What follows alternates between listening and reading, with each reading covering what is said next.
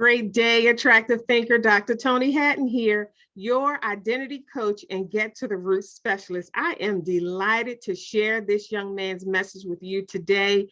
Carrington Hatton is joining us. He's a student in college right now studying law and theater. And he's also an author of a book that he wrote while he was in college. So we're going to get into all of that. But today's topic is about what if I don't have a purpose? And we chose that topic for today because I know there are a lot of young people and people of all ages who aren't sure what their purpose is, or who actually fully believe that they don't even have a purpose. So we're going to dive right in. We're going to get to the point. Again, Dr. Tony Hatton here, CEO and founder of The Attractive Thinker at theattractivethinker.guru, where we support new and aspiring entrepreneurs, people in change, experiencing a change or in transformation. It could be between jobs or between locations or between relationships or even between your own identity, changing identities, transforming some aspect of your life. We support you with mental tools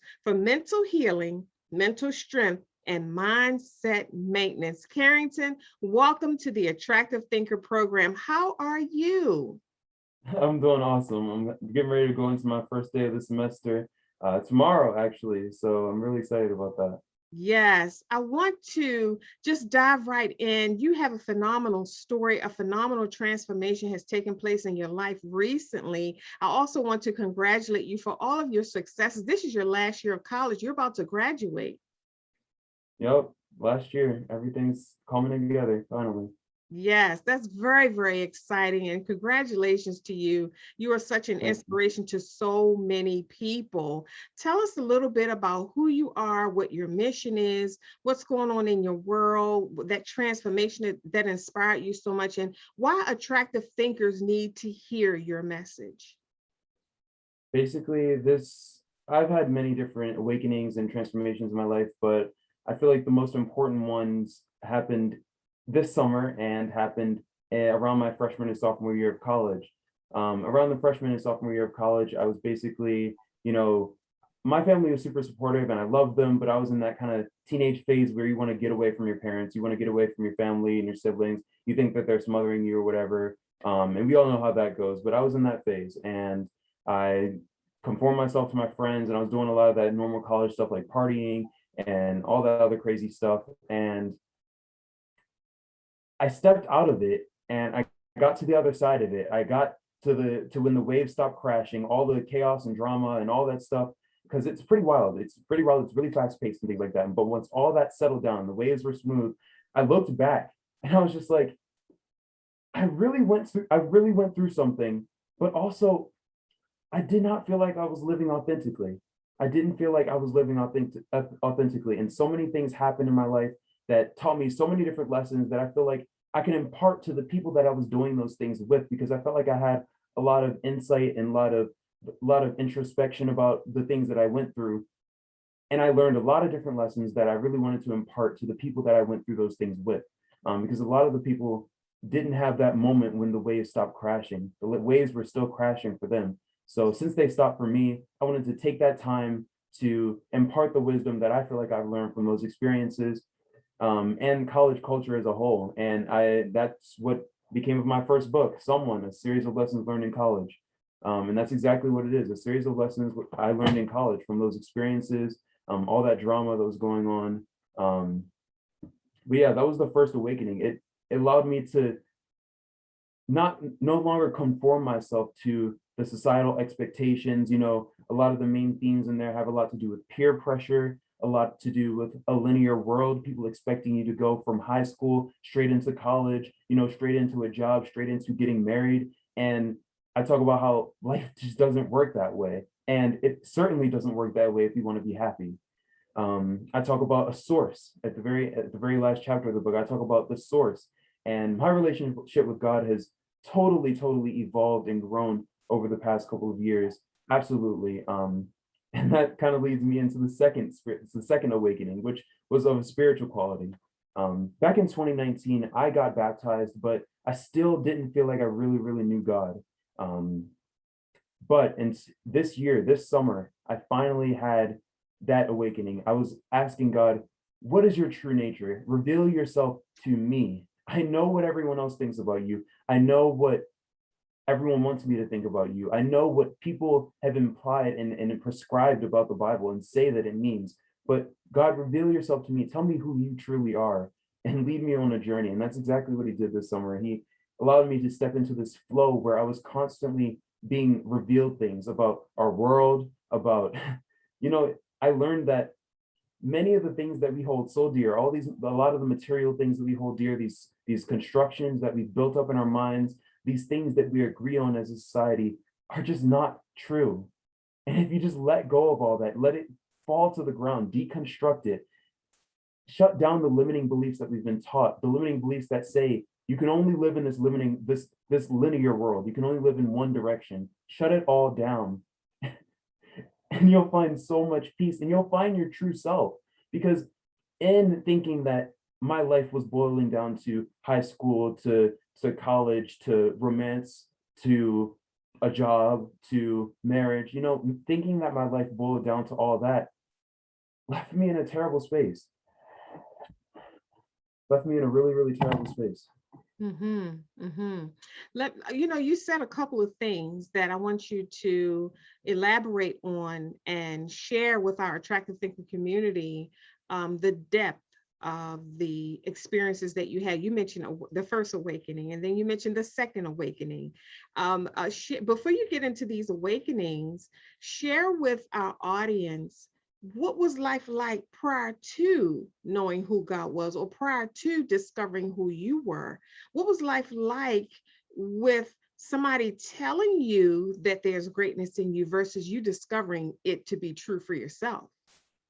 Yeah, there's this one drawing in this journal that I have that describes that pretty effectively, and it's picture this. It's a person like standing on a stage, like at a concert kind of thing, and they're standing with inside of a picture frame, and the picture frame is magnificent. It's gorgeous, it's beautiful, and they have like these fire and fireworks going all over across the stage, and everyone is just staring at it in amazement. And then the person inside the frame is asking the audience, what are you seeing? Hmm. What are you seeing? And that's how it felt. That's how it felt to not know who Hmm. I am, to Mm-hmm. not know how great I am.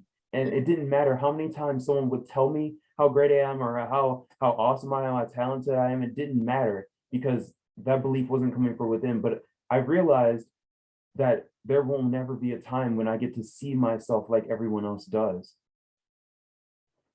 But I trust and hold dear the fact that I am. And that's a part of that awakening. But you had another question. Yes, I'm right. I'm taking notes while you're speaking, because what you were just describing was like being on a stage of your own life and you're expressing your gifts to the world, and the audience is full of people and they're going crazy, going wild, and receiving, this blessing that you're sharing with the world. And you have no clue as to what they're getting from you. I felt the same way, early on in business. My clients used to say to me that, what they were getting. And it was new to me. It was interesting to me to hear the feedback from some of our sessions and our work together, how it was making a difference in their lives, because I'm the vessel and the spirit and the inspiration flows through me. And it's difficult. Have you ever heard the phrase, it's hard uh to see your, I'm paraphrasing, it's hard to see your greatness if you're in the frame. It's hard to see your picture if you're in the frame. Exactly, Think exactly. about that. I mean, our listening audience, think about that for a moment, attractive thinker. The things that you're doing in your life, the accomplishments that you're making, the things that you're creating in your life. Sometimes, and I have this saying, I said, success sometimes does not feel successful. And that's why it's important to have the right people around you who can see in the blind spots in your life that you can't see. And they can see that you're making progress when you don't feel like you're making progress. It's important to have the right people in your circle, people with vision who can actually see the greatness in you while you're manifesting greatness. Mhm. So, attractive thinkers, I want you to understand, just because it doesn't seem like you're making progress or stepping into success or creating or manifesting success, doesn't mean that you're not. You gotta rely on your circle sometimes. I use this scenario a lot. Like, if somebody's parking a car, the driver's in the car and he's trying to park the car, but he's having difficulty because he has to keep weaving and bobbing in and out just to fit into the spot. Sometimes you need somebody to step outside of the car and guide you into the parking space and say, okay, hold it right there, or okay, move forward, a little bit to the right, turn the wheel, hold it, okay, stop.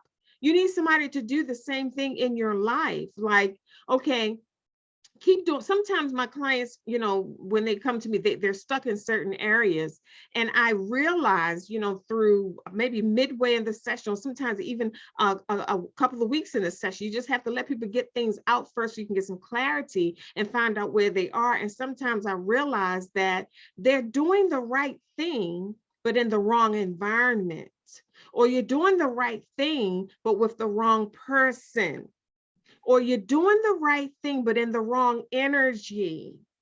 See, sometimes it's not that we're doing anything wrong. Our environment and the elements and the people in it can affect our progress. And those are things we never even consider.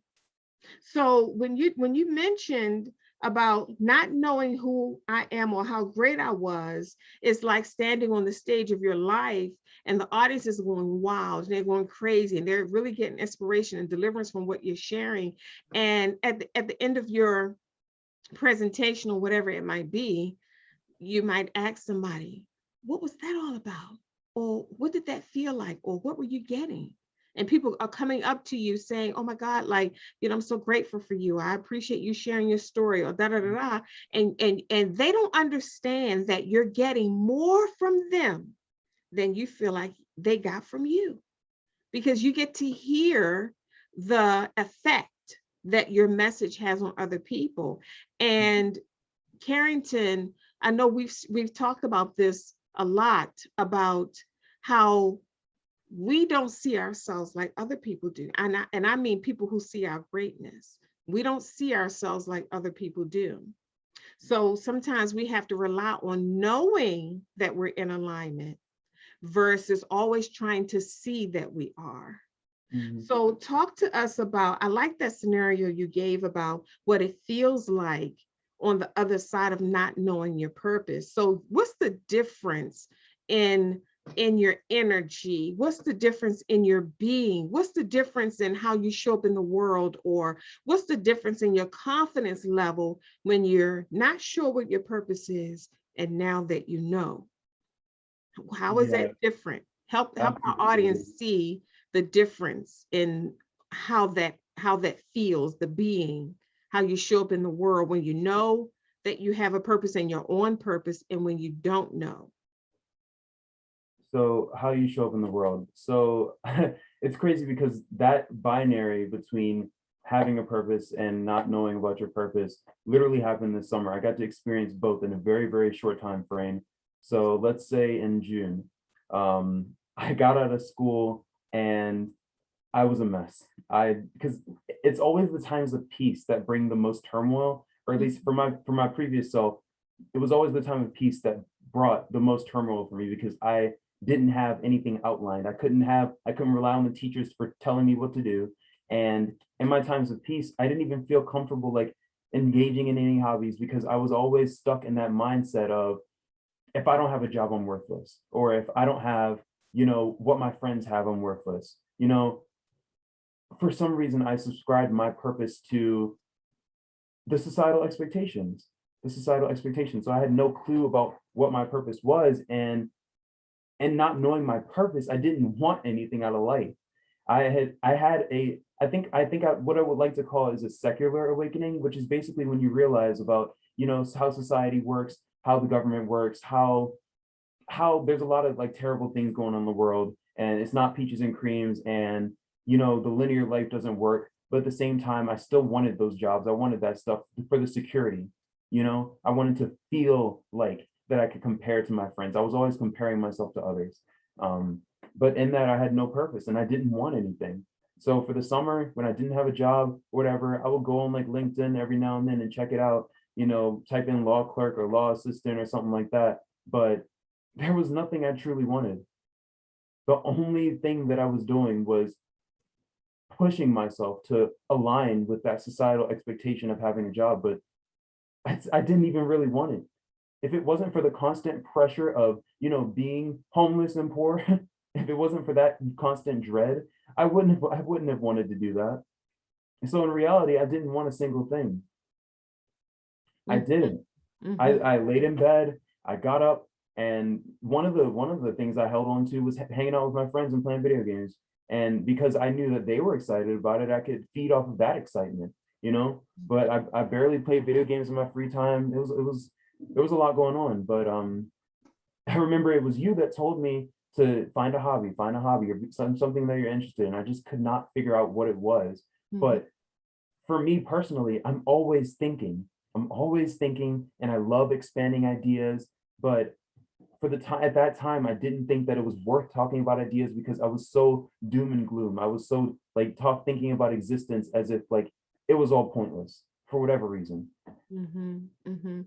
I like the way you express that. So, tell our audience what was missing.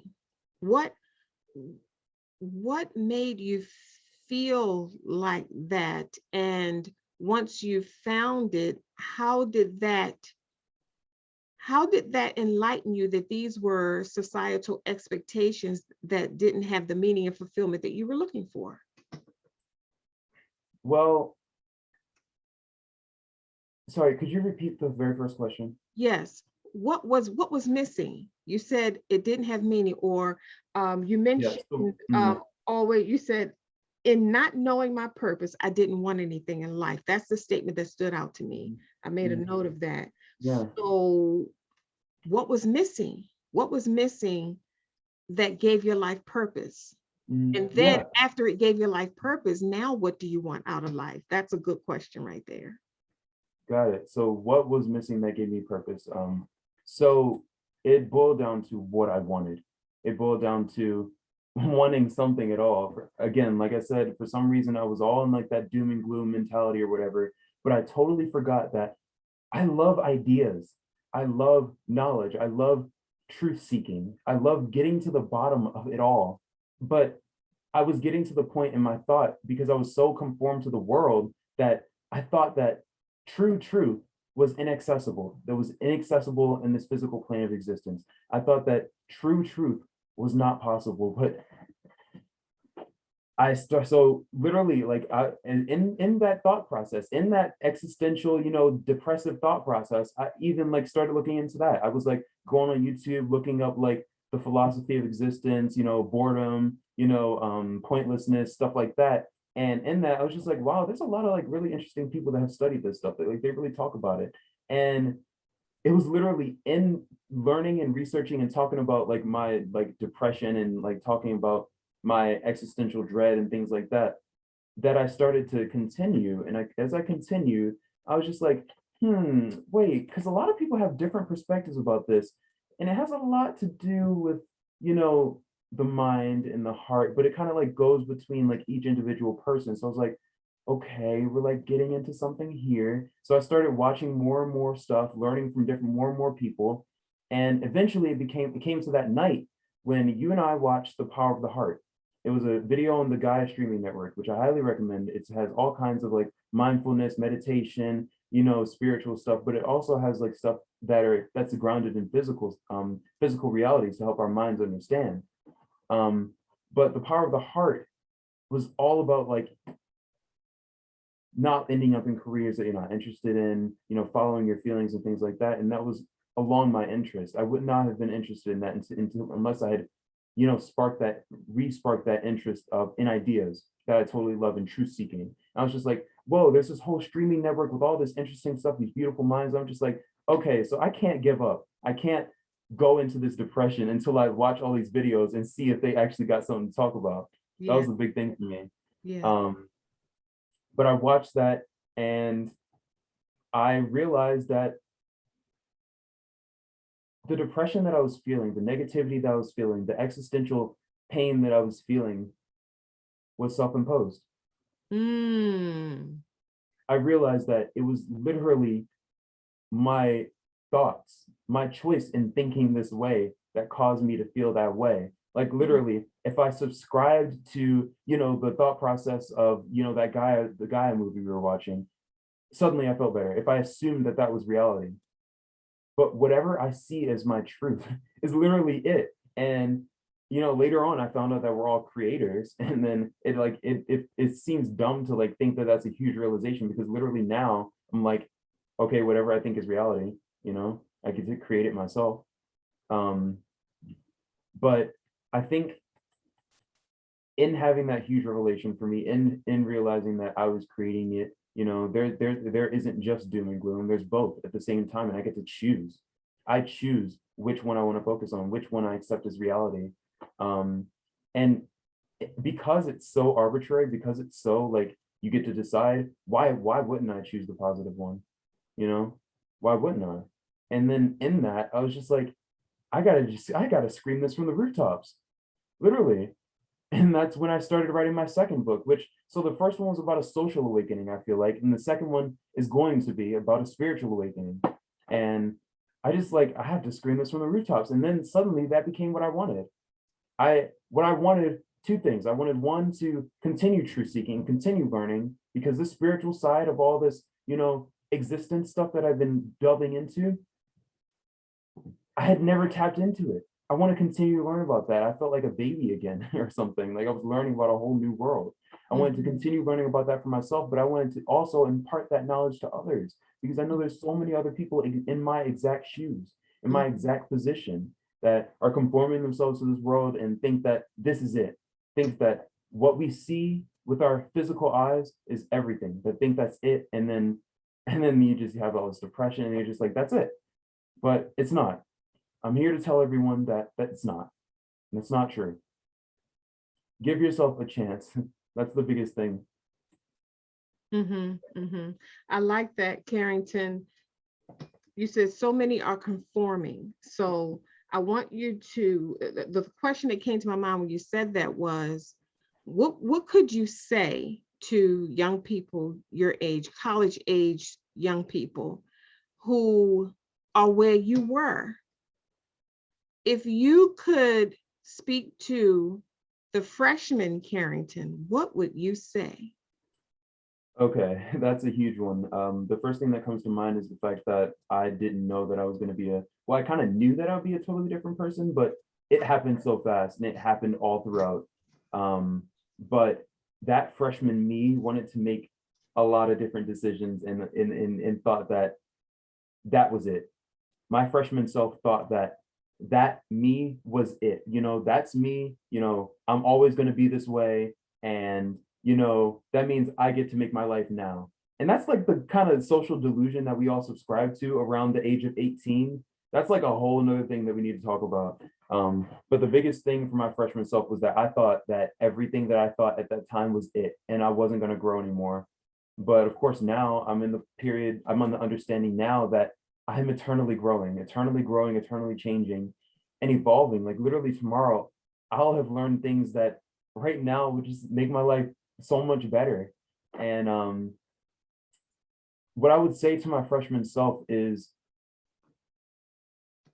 it's difficult because it took me a while to have the perspective. I would say something like, if you're going to make a big decision, don't make it based on like a negative feeling, whether that be a peer pressure, feeling like you're not being authentic. But like it took me a while to even understand that I was being inauthentic and that I was making decisions out of fear. Like it takes a lot of perspective and work to understand where your true self is within you. What I would say that I think is the most solid advice I could give my freshman self is have patience. have patience with yourself, and trust that there is a whole new world that you know nothing about, Yes. that is waiting for you to find it, to align your frequency with it, to rise to it.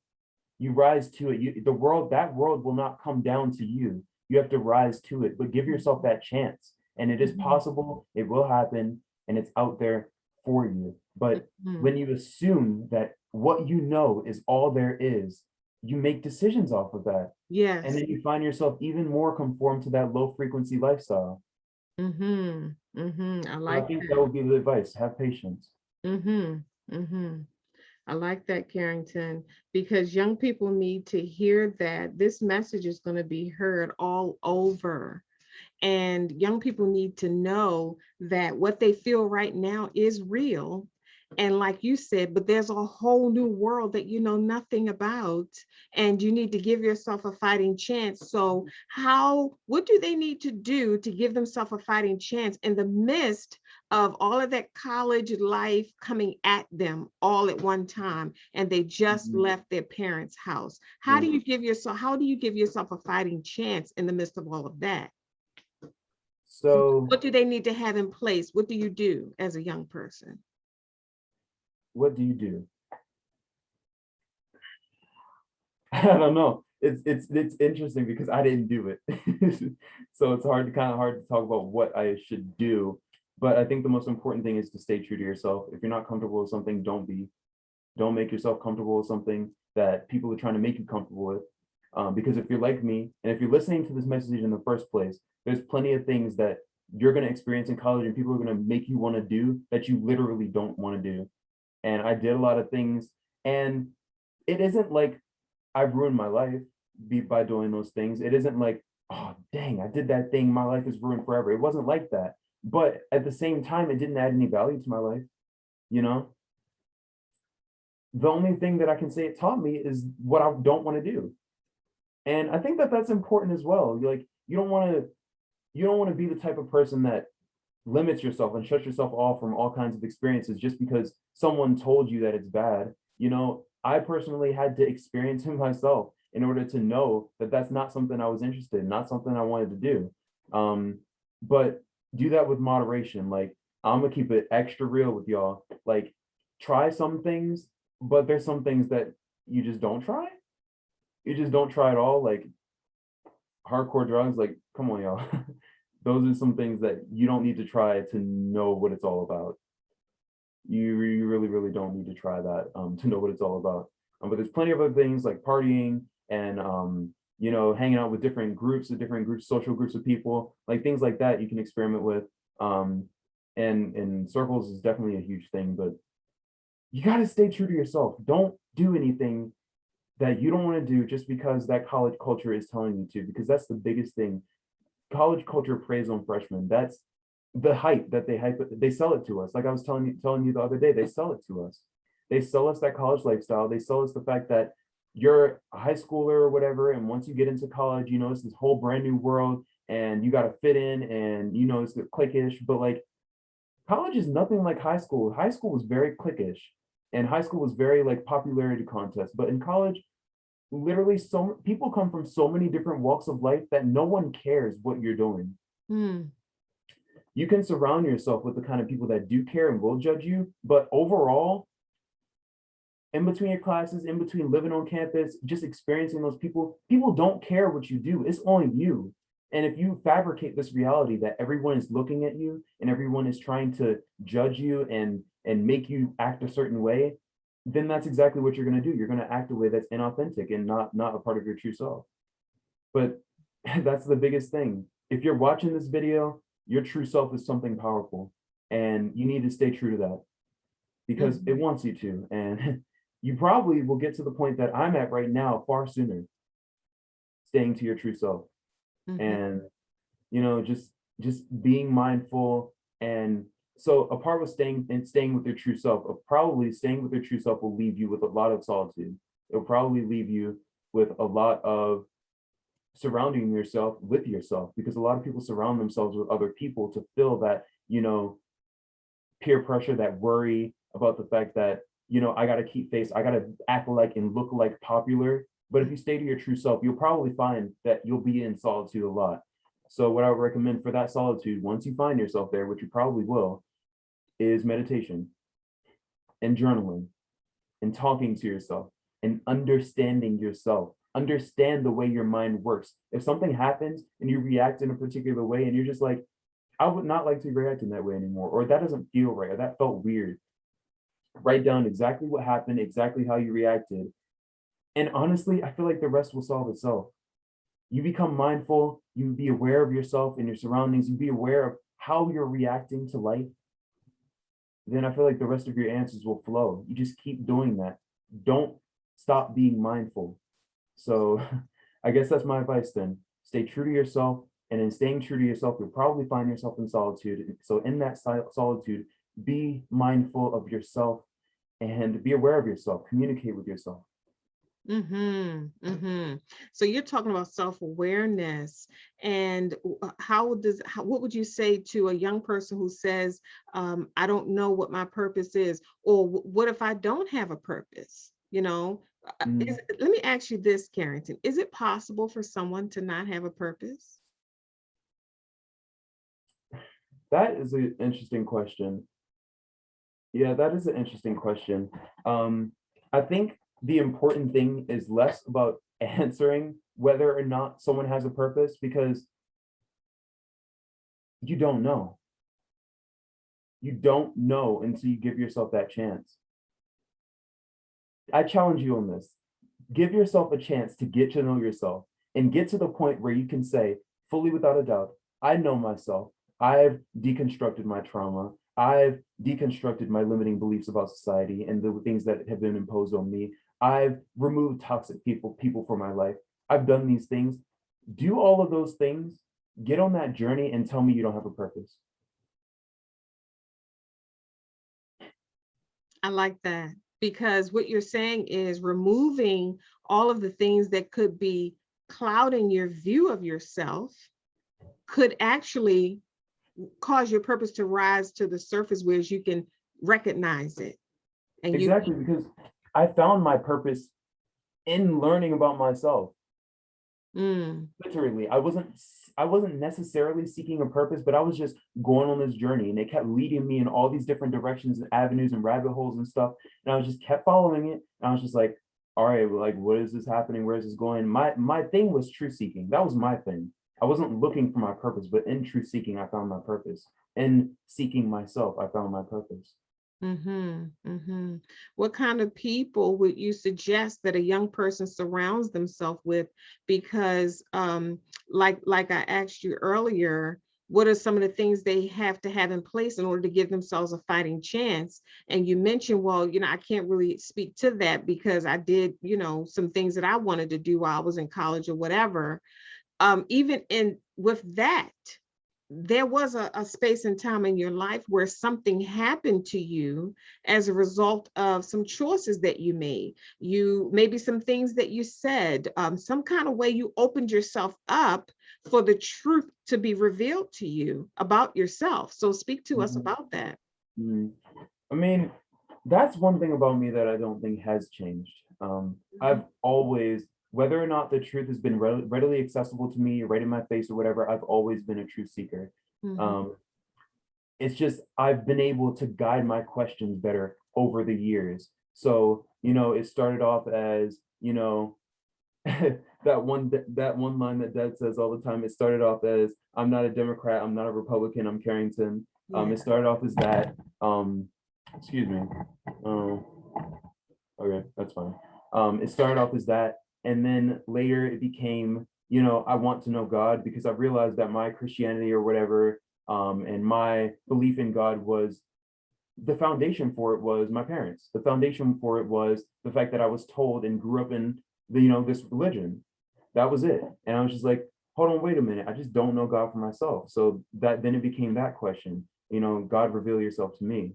Um, and now I don't know. The question is just there is no question anymore. I'm just open to whatever truths God, as I know him now, will reveal to me. hmm hmm What's new on the horizon for Carrington? What's coming up now? What's coming up now? So basically, as a part of this spiritual journey, like halfway through it, I feel like I started a TikTok. And that's basically where, because the book was coming, but the revelation was coming faster. The revelation was coming faster. And I knew, and also to get this message out to even more people, I started a TikTok. And my handle is literally my name, Carrington Hatton, Karrington Hatton. But yeah, on there I talk about all of this stuff. You know, if you want to learn more about this spiritual journey and awakening and what that really means to have greatness and have confidence, things like that, to deconstruct and break away from these societal limitations. That's a lot of what the page is about. So yeah, check that out. That's on TikTok. That's what's new. And then my second book, like I said, the first book is all about a social awakening, things that I've learned in my actual college experience. And then the second book will be about all those things on TikTok and the stories as well. I learned from people because I've been able to communicate and speak with so many like-minded people, so many people that are where I was, so many people that are truth seekers, just like me, so many people who want the answers. And I was able to communicate with them. So those stories will influence how I write my second book. But yeah, that's what the second book is about. It's about my spiritual awakening. Mm-hmm. What do you wish young people knew if this was your moment to talk to young people around the world? And right now we're in the middle of a mental health crisis, and mental health is a real issue at the time in the time that we're living right now. If you had an opportunity and you had a platform, in which you already do, to speak to young people around the world about their mental health, what would you say? Well, I think one of the biggest, most massive things that you can say about mental health is that we are not our thoughts. Our thoughts are things that occur within us.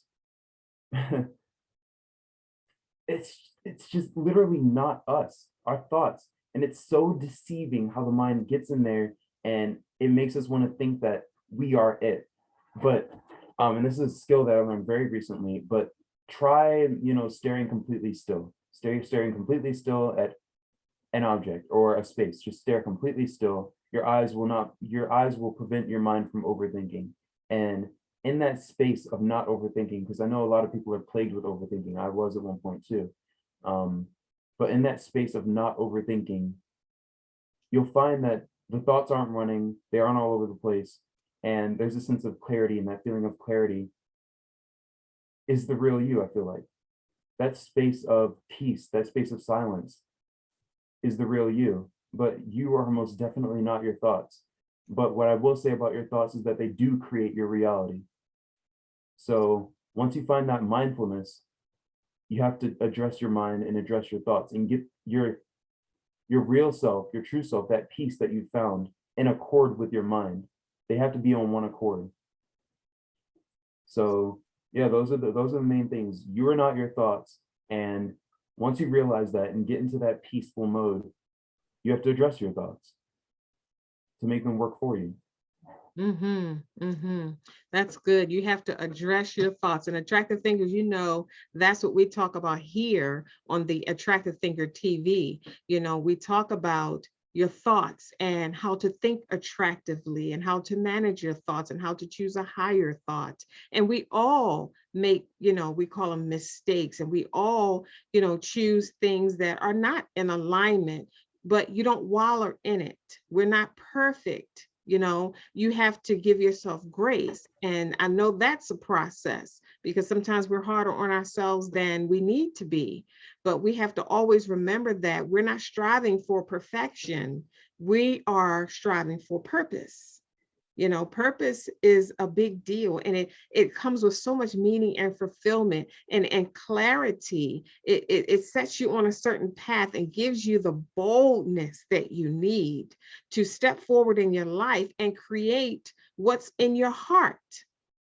Purpose it's a powerful thing, and it has a lot of a confidence and courage that comes along with it. It has a lot of foundational roots and source, substance that comes along with purpose. It's very productive. It's very necessary. It's essential. attractive thinker, to live your life with a purpose, on purpose, because we as attractive thinkers and truth seekers, like Carrington said, we're here to create more meaning and fulfillment for ourselves, but also contribute that to the lives of others.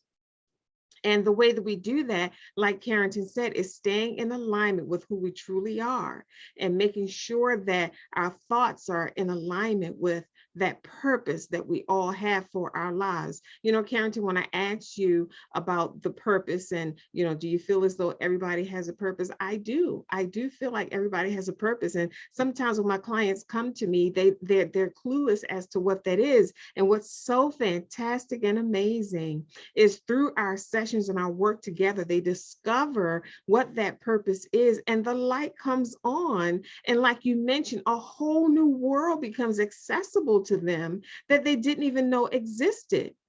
Because along with purpose comes life.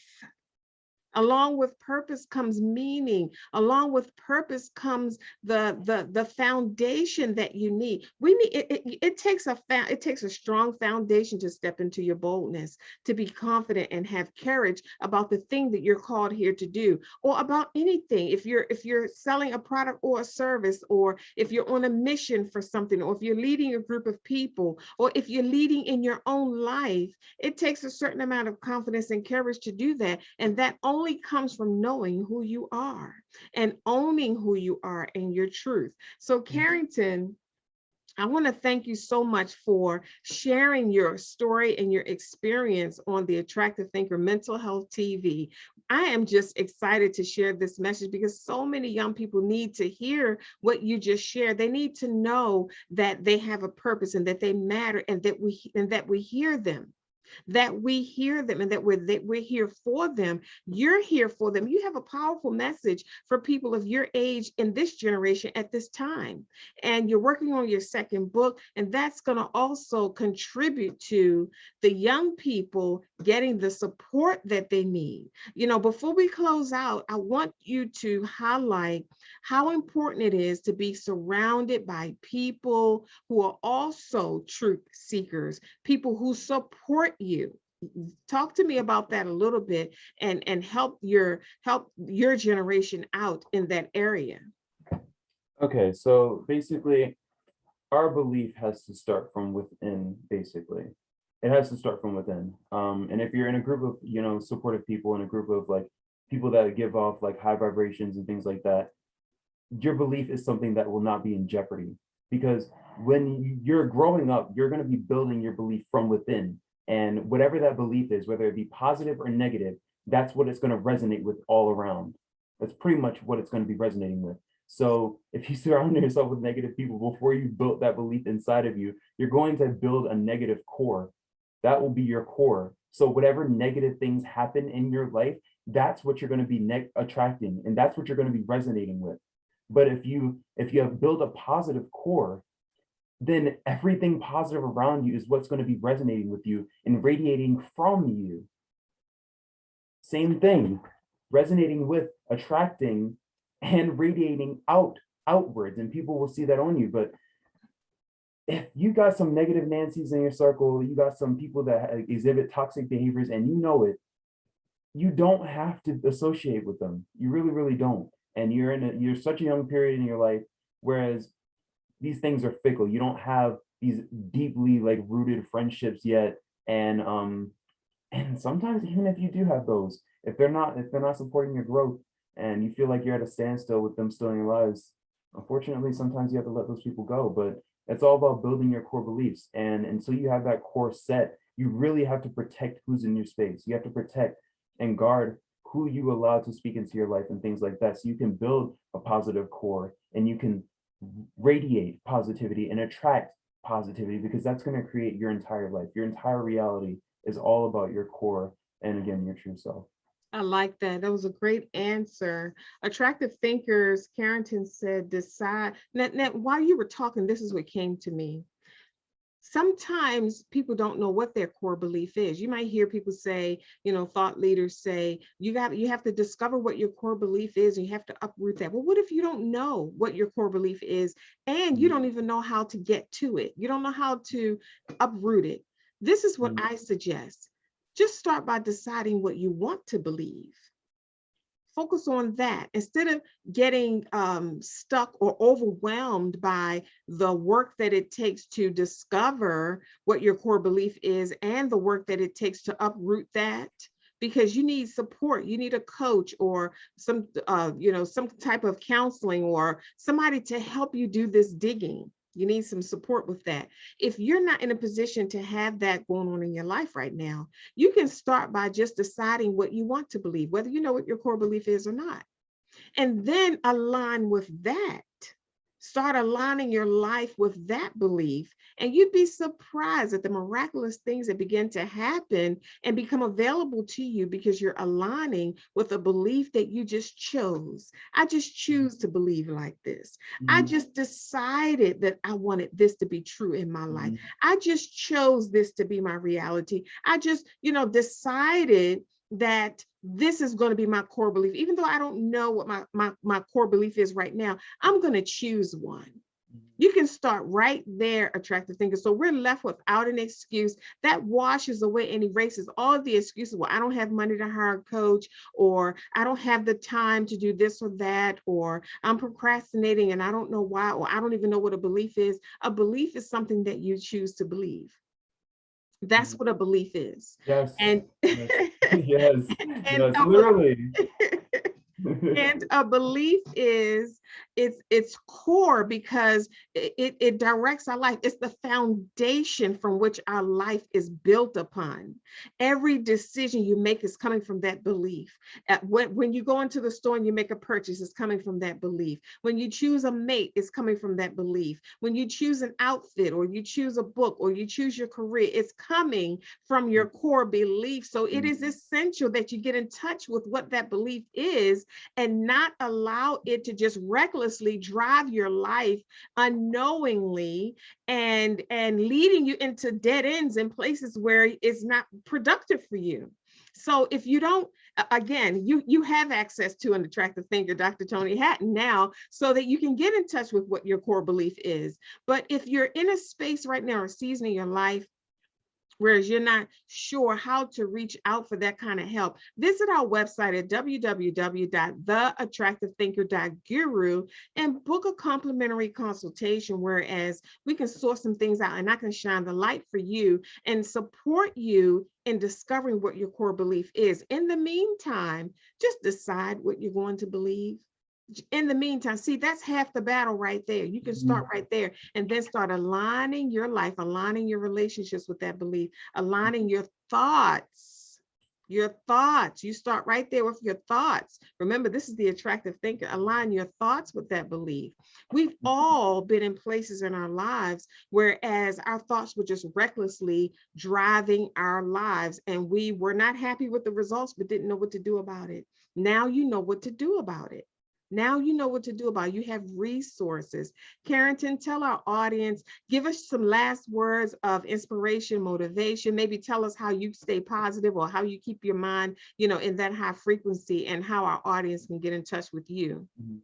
So basically with this journey, it's you're the operator, you're the conductor, you have autonomy, you are the controller of how this journey goes. So people can tell you like all this kind of stuff, like you Google self-help, you Google like positive affirmation, they'll give you a list or whatever, they'll give you a regiment or whatever, but it's not that's going to get you to your true self. You are going to get you to your true self. So create whatever is comfortable for you. Create your own affirmations, for example. Do what makes you feel good, because you're sitting here, you're watching this video, you want to be better. So literally give yourself that authority over your life to be like, I want to be better. Those are my intentions. So I trust myself to create and cultivate a journey that will get me there. I like that. I like that. That's a great start. And you don't need money to do that. That's a great start. Attractive thinkers, some of you may know and some of you may not know. Carrington, share with them how they can get in touch with you on your social media sites, through your website. Right. So on Instagram, I am Senior Waffles. Perhaps I'll change that eventually, perhaps not. SENOR_WAFFLEZ. And then attached to that, I have my photography page, which I post a lot of photography, beautiful pictures with inspiring quotes. That is Dav Imaginary on Instagram, DAV Imaginary, no spaces. Of course, there's the TikTok that I mentioned earlier, which is just my first and last name, Carrington Hatton, which I'm sure you know how to spell by now. And same thing for my website, Carrington Hatton, no spaces.com. And that's where you can purchase my first book. Awesome. Awesome. Carrington, it was such a pleasure having you on the Attractive Thinker TV program. Attractive Thinker, some of you know, and some of you may not know, Carrington Hatton is my youngest son. He just turned 21 and he's working on his second book. He's a law student in college. In his last year of college, he's now a senior. I mean, time just flew. And we have great expectations for Carrington, but he has a message that I know young people around the world can really benefit from and use as a tool to transform their lives. So that's why I asked Carrington to join us on the Attractive Thinker TV program. Dr. Tony Hatton here, your identity coach and get to the root specialist at theattractivethinker.guru, where we support new and aspiring entrepreneurs, people who desire to create the dreams and their heartfelt desires for their lives, and they're experiencing procrastination, fear, worry, anxiety, and doubt. We have tools for that. And people in change or transformation, and you want to create a new identity for yourself, we have tools for that here at The Attractive Thinker. You always hear me say, my life's work, that's to make your life better. Remember, it is not what you're going through, it's how you're viewing it. Think attractively, and we'll see you soon.